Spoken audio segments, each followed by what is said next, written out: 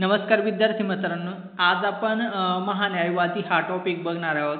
तर महान्यायवादी हे जे पद आहे तर हे एक संविधानिक पद आहे आणि भारतीय संविधानाच्या कलम 76 नुसार महान्यायवादी पद हे निर्माण करण्यात आलेले आहे। तर काय कलम 76 नुसार इथं आपण बघतोय की कलम 76 नुसार महान्यायवादी जे पद आहे तर हे निर्माण करण्यात आलेलं आहे। त्यानंतर महान्यायवादी हे भारताचे सर्वोच्च कायदा अधिकारी असतात आणि त्यांची जी नेमणूक असते तर ही नेमणूक राष्ट्रपतींमार्फत केलेली असते म्हणजे केली जाते। तर या ठिकाणी तुम्ही या गोष्टी लक्षात ठेवा की आपले जे महान्यायवादी असतात तर यांच्या बाबत जी तरतूद आहे तर ती कलम 76 मध्ये भारतीय संविधानामध्ये दिलेली आहे। त्यानंतर महान्यायवादी हे भारताचे सर्वोच्च कायदा अधिकारी म्हणून त्या ठिकाणी कार्य करीत असतात आणि त्यांची जी नेमणूक असते तर ही नेमणूक राष्ट्रपतींमार्फत केली जाते। तर ही गोष्ट तुम्ही या ठिकाणी लक्षात घ्या। त्यानंतर पुढे आपण महान्यायवादी पदाची अर्हता बघू, म्हणजे त्यासाठी काय पात्रता लागते। जर का एखाद्या व्यक्तीला महान्यायवादी त्या ठिकाणी जर का बनवायचं आहे तर त्या ठिकाणी काय पात्रता त्या ठिकाणी पाळली जाते तर ते आपण आता बघणार आहोत। तर महान्यायवादी पदासाठी पात्रता सर्वोच्च न्यायालयाचा न्यायाधीश म्हणून नेमणूक होण्यास अर्हता प्राप्त असलेल्या व्यक्तीची नेमणूक महान्यायवादी म्हणून केली जाते। म्हणजे जो व्यक्ती सर्वोच्च न्यायालयाचा न्यायाधीश होण्यास पात्र असेल अशा व्यक्तीची नेमणूक त्या ठिकाणी महान्यायवादी म्हणून केली जाऊ शकते, अशी त्याची एक पात्रता किंवा अर्हता आहे असं आपण म्हणू शकतो। त्यानंतर पुढे आपण त्याचा पदावधी बघू, म्हणजे त्यांचा जो कार्यकाळ आहे तर तो कार्यकाळ किती असतो तर ते आपण आता यामध्ये बघू। तर महान्यायवादी पदाचा कालावधी घटनेत निश्चित करण्यात आलेला नाही। तर ही गोष्ट तुम्ही या ठिकाणी लक्षात घ्या की महान्यायवादी पदाचा जो कालावधी आहे तर याबाबत घटनेमध्ये कोणत्याही प्रकारची तरतूद करण्यात आलेली नाही, ही एक गोष्ट। तसेच त्यांना पदावरून दूर करण्याची पद्धत, म्हणजे जर का त्यांना पदावरून हटवायचं असेल तर ती पद्धत व आधार याची तरतूद घटनेत नाहीये। आता या ठिकाणी आपल्याला एक गोष्ट लक्षात येते की जे महान्यायवादी असतात तर यांना जर का पदावरून दूर करायचं आहे तर त्या ठिकाणी कोणतीही पद्धत घटनेमध्ये देण्यात आलेली नाही।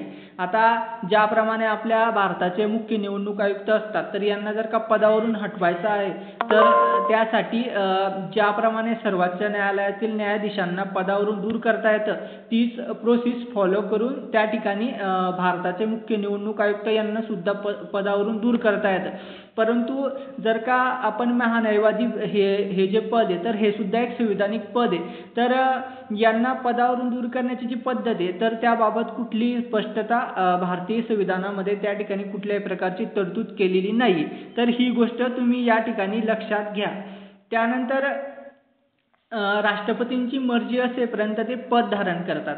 आता या ठिकाणी म्हणजे त्यांचा पदावधीबाबत त्यांना या ठिकाणी कुठल्याही प्रकारची सुरक्षा पुरवण्यात आलेली नाही। ज्याप्रमाणे आपले CAG असतात, म्हणजे काय तर CAG जे असतात तर CAG यांना ज्याप्रमाणे भारतीय संविधानामध्ये ज्याप्रमाणे त्यांना पदावधीची सुरक्षा दिलेली आहे तशाच प्रमाणे आपले जे महान्यायवादी आहेत तर यांना यामध्ये सुरक्षा दिलेली नाही। तर राष्ट्रपतींची मर्जी असेपर्यंत महान्यायवादी हे पद धारण करू शकतात। तर ही गोष्ट या ठिकाणी तुम्ही लक्षात ठेवा, म्हणजे काय तर पदावधीबाबत त्यांना या ठिकाणी जे आपण एक सिक्युअर म्हणतो किंवा सुरक्षितता म्हणतो तर ती या ठिकाणी दिलेली नाही। राष्ट्रपतींच्या मर्जी असेपर्यंत ते आपले पद या ठिकाणी धारण करू शकतात। त्यानंतर पुढे आपण बघतोय की राष्ट्रपती त्यांना केव्हाही पदावरून दूर करू शकतात। म्हणजे आता साहजिकच आहे, जर का ते राष्ट्रपतींच्या मर्जी असेपर्यंत पद धारण करू शकतात तर म्हणजे राष्ट्रपतींच्या मर्जीवर डिपेंड आहे, तर राष्ट्रपती त्यांना केव्हाही पदावरून दूर करू शकतात। तर ही गोष्ट तुम्ही या ठिकाणी लक्षात घ्या। त्यानंतर पुढे आता आपण बघू, अर्थात ते केव्हाही आपल्या पदाचा राजीनामा राष्ट्रपतींकडे देऊ शकतात। आता जर का राष्ट्रपतींच्या मर्जीप्रमाणे जर का ते पद धारण करत असतील तर साहजिकच आहे की ते राजीनामा सुद्धा राष्ट्रपतींकडे देतील। तर ही गोष्ट सुद्धा तुम्ही या ठिकाणी लक्षात घ्या। त्यानंतर पुढे की तसेच असा संकेत पाळला जातो की मंत्रिमंडळाने राजीनामा दिल्यास किंवा मंत्रिमंडळ बदलले तर महान्यायवादी सुद्धा आपल्या पदाचा राजीनामा देतात, कारण त्यांची नेमणूक मंत्रिमंडळाच्या सल्ल्यानुसारच झालेली असते. आता या ठिकाणी ही गोष्ट सुद्धा आपण लक्षात घेतली पाहिजे की जे आपले महान्यायवादी असतात, आता एखाद्या सरकारने जर का महान्यायवादी यांची नियुक्ती केली, आता महान्यायवादी हे पद सुद्धा एक संविधानिक पद आहे. आपण बघितलं की कलम 76 नुसार महान्यायवादी पदाची या ठिकाणी तरतूद केलेली आपल्याला दिसते. तर हे जे संविधानिक पद आहे, हे जरी संविधानिक पद असलं तरी सुद्धा जर का एखाद्या गव्हर्नमेंटने महान्यायवादीला जर का त्यांनी त्या ठिकाणी महान्यायवादीला जर का नेमणूक केली महान्यायवादीची, तर ते सरकार कालांतराने जर का सत्तेतून बाहेर गेलं तर अशा वेळेस महान्यायवादीला सुद्धा त्या ठिकाणी राजीनामा द्यावा लागतो, कारण की त्यांची जी नेमणूक असते तर ही नेमणूक मंत्रिमंडळाच्या सल्ल्यानुसारच त्या ठिकाणी राष्ट्रपतींकडून झालेली असते. तर ही गोष्ट सुद्धा या ठिकाणी महत्त्वाची आहे की महान्यायवादी हे जर का म्हणजे एखाद्या सरकारने जर का त्यांची निवड केली असेल किंवा त्यांची नेमणूक केली असेल आणि ते सरकार कालांतराने जर का सत्तेतून बाहेर गेले असेल तर त्याच वेळेस महान्यायवादी यांना सुद्धा त्या ठिकाणी राजीनामा द्यावा लागतो. तर ही गोष्ट तुम्ही या ठिकाणी लक्षात ठेवा. त्यानंतर पगार व भत्ते. आता जे महान्यायवादी असतात त्यांना पगार व भत्ते कशा पद्धतीने त्यांना मिळतात तर ते आपण बघू. तर घटनेने महान्यायवादी यांचा पगार व भत्ते सुद्धा निश्चित केलेले नाही, त्यांना राष्ट्रपती निर्धारित करतील असे वेतन प्राप्त होते. आता या ठिकाणी आपण बघितलं की वरती पण आपण बघितलं की त्यांना म्हणजे पदावधीबाबत त्या ठिकाणी सुरक्षितता पुरवण्यात आलेली नाही. तसेच त्यांचे जे पगार आहेत किंवा त्यांचे जे भत्ते आहेत तर यांना सुद्धा म्हणजे यांची सुद्धा जी तरतूद आहे तर ही तरतूद सुद्धा निश्चित करण्यात आलेली नाही राज्यघटनेमध्ये. तर ही म्हणजे राष्ट्रपती निर्धारित करतील असे वेतन त्यांना प्राप्त होते, म्हणजे राष्ट्रपती ठरवतील की त्यांना किती प्रमाणात वेतन द्यायचं, त्यानुसार त्यांना त्या ठिकाणी वेतन दिलं जाईल. त्यानंतर पुढे महान्यायवाद्याचे कर्तव्य व कार्य आपण बघणार आहोत. तर यामध्ये त्यांचे काय काय कर्तव्य असतं, जे महान्यायवादी असतात तर यांना कोणकोणत्या प्रकारचे कर्तव्य व कार्य करावे लागतात ते आपण यामध्ये बघणार आहोत. तर राष्ट्रपतींकडून त्यांना वेळोवेळी संदर्भित केल्या जातील अशा विधिविषयक बाबींवर भारत सरकारला सल्ला देणे. आता वेगवेगळ्या प्रकारे लिगली जे भारत सरकार असतं तर यांना ॲडव्हाइस देण्यासाठी त्या ठिकाणी राष्ट्रपती महान्यायवादी यांना ते संदर्भित करू शकतात. तर या ठिकाणी आपण ते बघतोय. त्यानंतर पुढे राष्ट्रपतींकडून त्यांना नेमून दिले जातील अशी इतर विधिविषयक कामे. व तिसरे आहे घटनेने किंवा कोणत्याही कायद्याने त्यांच्याकडे सोपवलेले कार्य पार पाडणे. म्हणजे राष्ट्रपतींनी जर का त्यांना एखादं काम नेमून दिलं किंवा विधिविषयक काम किंवा घटनेने जर का घटनेमध्ये त्यांना काही कायद्याने त्यांच्याकडे काही कार्य सोपवलेले असतील तर अशा पद्धतीचे जे कार्य असतात किंवा कर्तव्य असतात तर ते महान्यायवादी यांना पार पाडावे लागतात. त्यानंतर पुढे की राष्ट्रपतींनी 26 जानेवारी 1950च्या अधिसूचनेद्वारे महान्यायवादी यांना पुढील कार्य नेमून दिले आहेत. तर या ठिकाणी आपण राष्ट्रपतींनी काही कार्य या ठिकाणी महान्यायवादी यांना नेमून दिले आहेत 26 जानेवारी 1950च्या अधिसूचनेनुसार. तर ते आपण या ठिकाणी बघू. तर त्यामध्ये आहे की सर्वोच्च न्यायालयाच्या दाव्यामध्ये भारत सरकारच्या संबंधित आहे त्यामध्ये भारत सरकारच्या प्रतिनिधी म्हणून हजर राहणे. आता एखादा जर का त्या ठिकाणी भारत सरकारची एखादा जर का दावा असेल भारत सरकारचा तर भारत सरकारशी संबंधित भारत सरकारचा प्रतिनिधी म्हणून त्या ठिकाणी प्रतिनिधित्व करण्याचं काम महान्यायवादी त्या ठिकाणी हजर राहून करत असतात.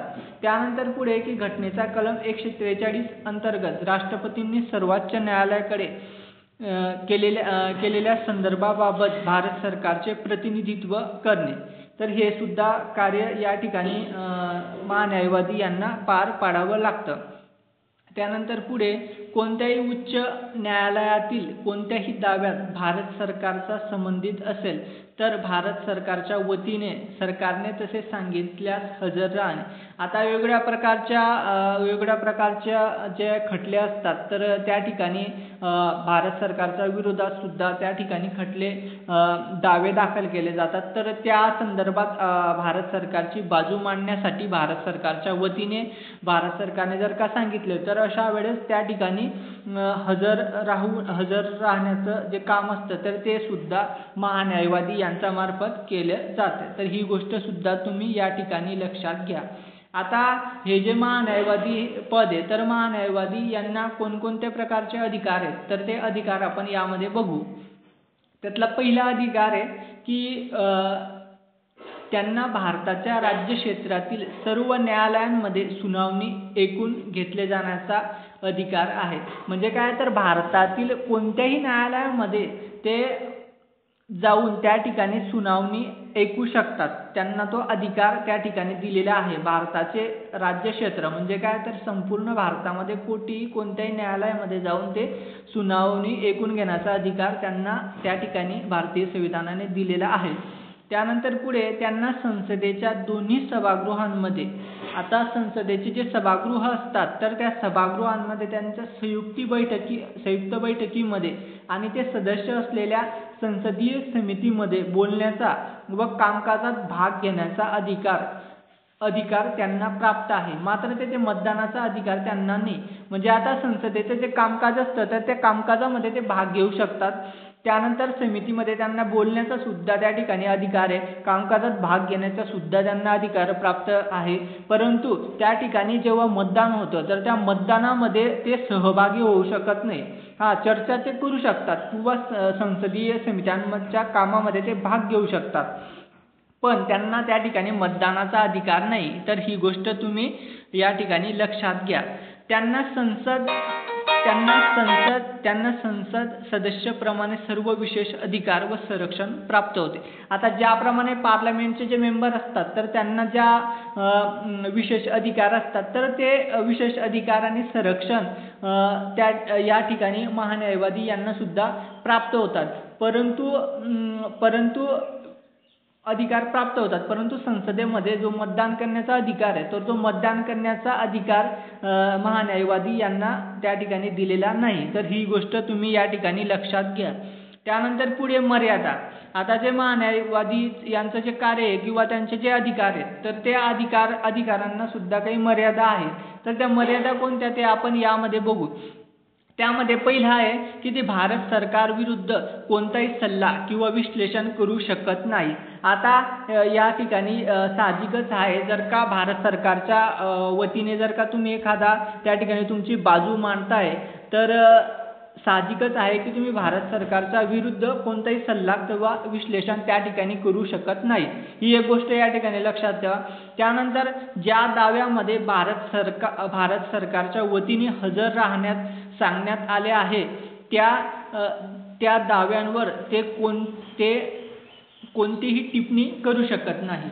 म्हणजे काय तर त्यांना ज्या ठिकाणी भारत सरकारच्या वतीने हजर राहण्यास सांगितलेले आहे त्या दाव्यावर कोणतीही ते टिप्पणी करू शकत नाही. म्हणजे जोपर्यंत सरकार त्यांना सांगत नाही तोपर्यंत त्या ठिकाणी ते कुठल्याही प्रकारचे त्यांना टीका टिप्पणी त्या ठिकाणी करू शकत नाही. त्यानंतर पुढे की त्यांनी भारत सरकारच्या संमतीविना फौजदारी गुन्ह्याचा दोषारोप असलेल्या व्यक्तीचा बचाव करू नये. तर ही सुद्धा या ठिकाणी महत्त्वाची गोष्ट आहे. त्यानंतर त्यांनी भारत सरकारच्या संमतीविना कोणत्याही कंपनी किंवा महामंडळात संचालक म्हणून नेमणूक स्वीकारू नये.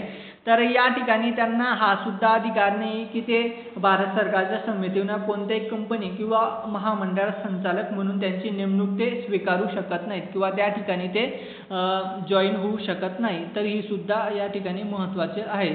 त्यानंतर पुढे की महान्यायवादी हे भारत सरकारचे पूर्णकालिक वकील नाहीत. ते सरकारी सेवक या गटात मोडत नाहीत. आता या ठिकाणी एक गोष्ट लक्षात घेतली पाहिजे, जर का महान्यायवादी हे पद घटनात्मक पद आहे, कारण कलम 76 नुसार त्या ठिकाणी या पदाची त्या ठिकाणी निर्मिती झालेली आपल्याला दिसते. पण तरी सुद्धा भारत सरकारचे ते पूर्णकालिक वकील नाहीत, ते सरकारी सेवक या गटात मोडत नाहीत. याउलट जर का आपण इतर संविधानिक पदं बघितली, जसं की नियंत्रक व महालेखा परीक्षक हे सुद्धा एक संविधानिक पद आहे, किंवा भारताचे मुख्य निवडणूक आयुक्त हे सुद्धा एक पद आहे. तर या पदांना ज्याप्रमाणे त्या ठिकाणी स्थान देण्यात आले, तर तशाच प्रकारचं स्थान महान्यायवादी यांना या ठिकाणी दिलेलं आहे असं आपल्याला दिसत नाही.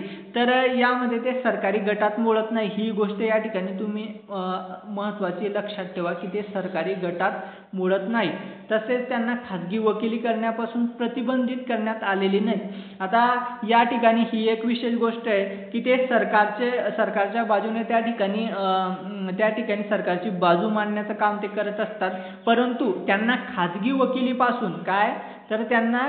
वकिलीपासून त्या ठिकाणी त्यांना अडवण्यात आलेलं नाही, प्रतिबंधित करण्यात आलेलं नाही असं आपल्याला या माहितीवरून या ठिकाणी दिसतंय. तर ही गोष्ट सुद्धा या ठिकाणी खूप महत्त्वाची आहे. पहिली म्हणजे ते सरकारी गटात मोडत नाहीत, आणि दुसरी गोष्ट म्हणजे त्यांना खाजगी वकिली करण्यापासून त्या ठिकाणी प्रतिबंधित करण्यात आलेलं नाही. तर ही गोष्ट तुम्ही या ठिकाणी एक्झामच्या दृष्टिकोनातून लक्षात ठेवा. त्यानंतर पुढे सॉलिसिटर जनरल ऑफ इंडिया. आता महान्यायवादी यांच्या व्यतिरिक्त भारत सरकारचे इतरही काही कायदा अधिकारी आहेत, त्यामध्ये सॉलिसिटर जनरल ऑफ इंडिया व अतिरिक्त सॉलिसिटर जनरल ऑफ इंडिया यांचा समावेश होतो. आता जे आपलं महान्यायवादी पद आहे, तर या महान्यायवादी पदाव्यतिरिक्त सुद्धा त्या ठिकाणी गव्हर्नमेंटची लिगली बाजू मांडण्यासाठी त्या ठिकाणी इतर पद निर्माण करण्यात आलेले आहेत. त्यामध्ये सॉलिसिटर जनरल ऑफ इंडिया आणि अतिरिक्त सॉलिसिटर जनरल ऑफ इंडिया यांचा समावेश होतो. पण या ठिकाणी एक गोष्ट लक्षात घ्या की हे जे पद आहेत, सॉलिसिटर जनरल ऑफ इंडिया आणि अतिरिक्त सॉलिसिटर जनरल ऑफ इंडिया, हे पद त्या ठिकाणी संविधानिक पद नाहीयेत. यांना म्हणजे संविधानाने त्यांना मान्यता दिलेली नाही, किंवा हे पदे घटनात्मक नाहीत. ही गोष्ट या ठिकाणी महत्त्वाची आहे. तर ते महान्यायवादीला त्यांच्या कामात मदत करतात. आता हे जे आहेत सॉलिसिटर जनरल ऑफ इंडिया आणि अतिरिक्त सॉलिसिटर जनरल ऑफ इंडिया, तर हे जे पद आहेत, तर हे या ठिकाणी महान्यायवादी यांना त्यांच्या कामात मदत करतात. मात्र ही पदे घटनात्मक नाहीयेत. तर ही गोष्ट तुम्ही या ठिकाणी खूप महत्त्वाची आहे, ती तुम्ही या ठिकाणी लक्षात घ्या की ही पदे घटनात्मक नाहीत. कोणती पदे? सॉलिसिटर जनरल ऑफ इंडिया व अतिरिक्त सॉलिसिटर जनरल ऑफ इंडिया. तर या ठिकाणी हा टॉपिक कंप्लीट झालेला आहे. आशा आहे की तुम्हाला हा टॉपिक संपला असेल. अशाच प्रकारे निरनिराळ्या प्रकारचे व्हिडिओज बघण्यासाठी आपल्या चॅनलला सबस्क्राईब करा, लाईक करा. धन्यवाद.